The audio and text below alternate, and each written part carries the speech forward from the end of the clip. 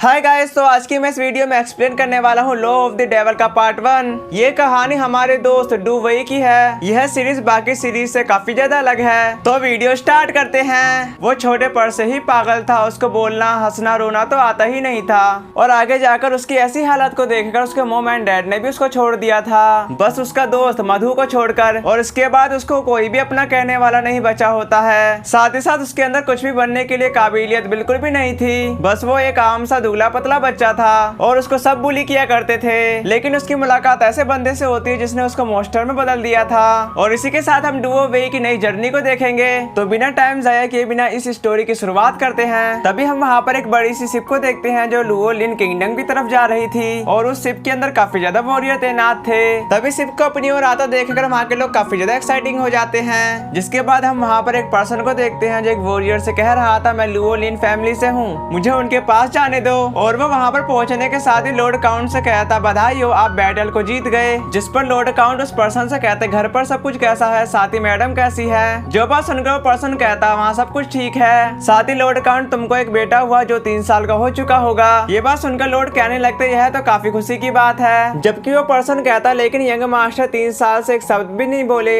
यहाँ तक कि वो रो और हंस नहीं सकते। जो सुनकर वो लॉर्ड कहते, आगे बताओ क्या हुआ। जिस पर वो पर्सन कहता कि लोग कहते हैं कि यंग मास्टर पागल हैं। इसके बाद यहाँ सीन शिफ्ट होकर यंग मास्टर डू वई की तरफ आ गया था, जहाँ पर वो अकेला खड़ा होने के साथ ही सोचता है ये कैसे हो सकता है। लेकिन दूसरी तरफ उसकी मॉम काफी ज्यादा फिक्रमंद हो रही थी कि मेरा बेटा कहाँ चला गया। जिसके बाद उसकी मॉम एक सर्वेंट से कहती, जाकर एक बार वहाँ पर उसे चेक कर लो।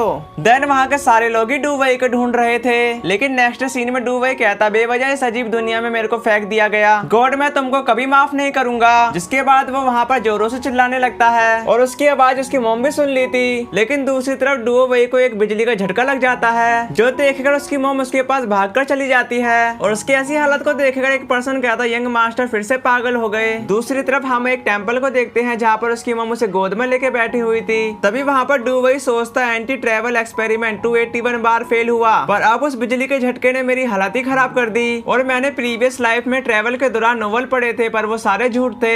इसी के साथ डू वई अपनी धीरे धीरे आंखें खोलने लगता है, जो देखकर उसकी मॉम कहती, लाइट गॉड का शुक्रिया जो तुम जाग गए। दूसरी तरफ डू वई कहता, मेरी पूरी बॉडी दर्द कर रही है पर मधु। जो सुनकर उसकी मॉम बोलती, क्या मधु। द नेक्स्ट सीन में एक मोटू लाल कहता, मैडम मेरा नाम मधु है। जिस बात पर उसकी मॉम कहती, वहाँ पर एक मधु नाम का नौकर है, मेरे बेटे ने नींद में तुम्हारा नाम पुकारा था, हालांकि मुझे नहीं पता कि उसने तुम्हारा नाम क्यों पुकारा। यह शायद गॉड का एक सिग्नल हो सकता है। अब से तुमको पंछियों को दाना डालने की कोई जरूरत नहीं है, साथ ही तुम्हारा ट्रांसफर यंग मास्टर के पक्ष में होता है। जो सुनकर मधु कहता, हाँ मैं यंग मास्टर के साथ रहूंगा। जिस पर वो सर्वेंट मधु से कहते, जल्दी करो मैडम को शुक्रिया कहो। लेकिन वो कह पाता, तभी दूसरी तरफ डू वई को होश आने के साथ ही कहने लगा था, इसमें से कितनी बदबू आ रही है। उसको बोलता देखकर उसकी मॉम कहने लगी थी, लाइट गॉड आपको शुक्रिया, आखिरकार मेरा बच्चा बोलने लगा। इसकी वजह से मधु को उसकी सराहनीय सेवा के लिए 1000 कॉइन दिए जाते हैं। जो सुनकर मधु तो काफी ज्यादा हैरान हो गया था। इसके बाद यहाँ सीन शिफ्ट होकर लॉर्ड काउंट की तरफ आ जाता है, जहाँ पर उस पर्सन ने इस कहानी के बारे में लॉर्ड काउंट को सब कुछ बता दिया था। दूसरी तरफ हम लॉर्ड काउंट को देखते हैं जो अपने बेटे को देखकर कहने लगे, तो यह कितना पतला है और ये वही बदमाश है जिसने 3 सालों से नाक में दम करके रखा था, पर वो 3 साल बच्चे जैसा तो नहीं लग रहा। जिसके बाद उसकी मॉम कुछ कहने ही वाले थे, तभी उसके डैड वहीं पर उसको रोक देते हैं और उसके करीब जाकर हाथ पकड़ने के साथ ही कहने लगे थे,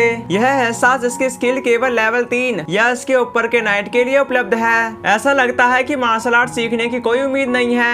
फिर वो डू वई से कहने लगे थे, तुम्हारी बॉडी में लुओ लिन फैमिली की बैटल की फीलिंग बिल्कुल भी नहीं है। फिर उसको वो अपने किंगडम के बारे में बताने लगते हैं, लुओ लिन फैमिली ने मार्शल के साथ अपना किंगडम स्थापित किया, पर मुझे तुमसे कोई भी उम्मीद नहीं है, लेकिन मुझे अच्छे मैजिशियन की थोड़ी बहुत उम्मीद है। जो सुनकर डू वई कहता, क्या मैजिक। जिसके बाद नेक्स्ट सीन में एक मैजिशियन डू वई से कह रहा होता है, रोलेट के हजारों बच्चे मैजिक सीखना चाहते हैं, लेकिन बहुत कम लोग होते हैं जो मैजिशियन बन पाते हैं। देखो मैं तुम्हारे पास समन होने वाला हूँ, तो डरना मत बिल्कुल भी। ये मैं आ गया।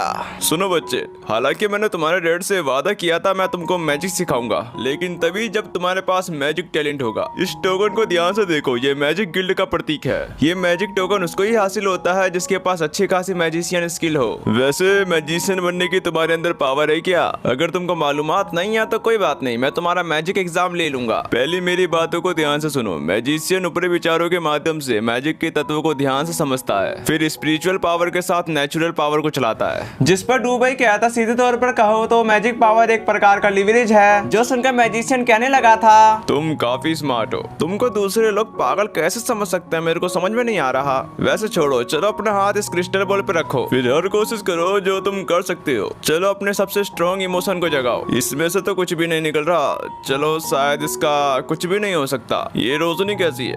क्या ऐसे कैसे हो सकता है? इसका स्पिरिचुअल ऑरा तो काफी ज्यादा है। और नेक्स्ट सीन में हम डूवे को देखते हैं जो एक अलग ही जगह पे आ चुका था। फिर इसके बाद वहाँ पर एकदम सही जगह बदल जाती है और वहाँ पर कई सारे लोग टहल रहे होते हैं, लेकिन वो दुनिया डूवे की दुनिया से बिल्कुल अलग थी। तभी हम वहाँ पर एक पर्सन को देखते हैं जो डूवे को देखकर एक अजीब ही स्माइल कर रहा था। जो देखकर डूवे इसके पास जाने की कोशिश करता है, लेकिन उसका बैरियर टच करने के साथ ही वो टूटने लगा था।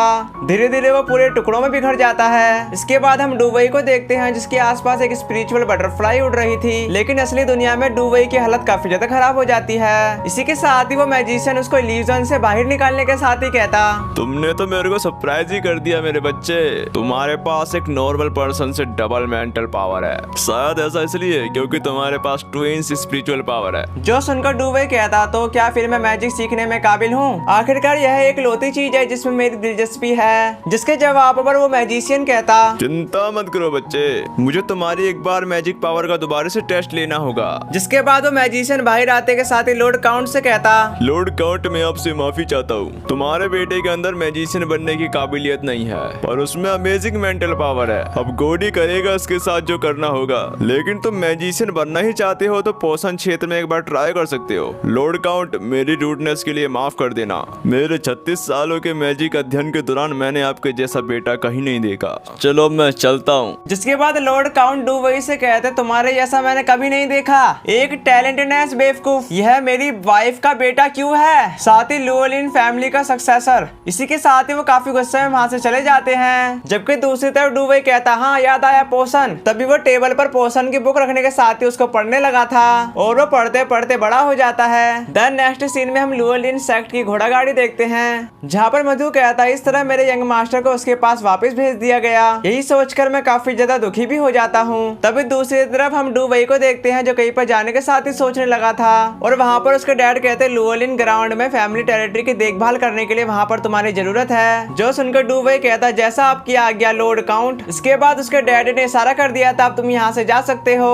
उनका इशारा देखकर डूवे वहाँ से चला भी जाता है और वो जाने के साथ ही कहता, मेरे को कोई भी नहीं समझ सकता। इसके बाद हम बाहर का सीन देखते हैं जहाँ पर वो छोटा सा बच्चा उससे कह रहा था, एल्डर ब्रदर। ये बात सुनकर डूवे कहने लगता, अपनी मॉम का अच्छी तरीके से ख्याल रखना। वो कहते ही वहाँ से चला गया था और तभी दूसरी तरफ वो कहता, वैसे भी मैं अपनी असली दुनिया में नहीं जा सकता, तो अपने आप को आजाद पंछी की तरह जी सकता हूँ मैं। जबकि मधु उसको बताता, मास्टर डूवे आगे जम्मू टाउन है, क्या वहाँ हमें आराम करने के लिए जगह मिलेगी? अब अंधेरा भी होने वाला है। इसके बाद यहाँ सीन शिफ्ट होकर जम्मू टाउन की तरफ आ गया था और वहाँ पर मधु डूवे को कहीं पर ले जा रहा होता है, जिसे देखकर वहाँ के लोग बातें बनाने लगे थे कि वो कितना अमीर है। जबकि एक पर्सन उसको बताने लगता, देखो यहाँ पर एक अमीर पर्सन आया है। जिस बात पर वो लेडी कहती, नोबल लोग मूर्ख और कायर होते हैं, अगर तुम उसे थोड़ा सा डरा भी देते हो तो वो हमें डर के मारे गोल्ड कॉइन दे देगा। समझ गए मैजेस्टी द मैजिशियन। लेकिन वहाँ पर एक पर्सन तो झूम बराबर झूम कर रहा था, लेकिन मधु गेट खोलने के साथ ही उसकी बत्ती सी तोड़ देता है। साथ ही अपने मास्टर से कहता, मास्टर प्लीज इधर आओ। देन वहाँ के सारे लोग खतरनाक नजरों से डूवे को देख रहे थे,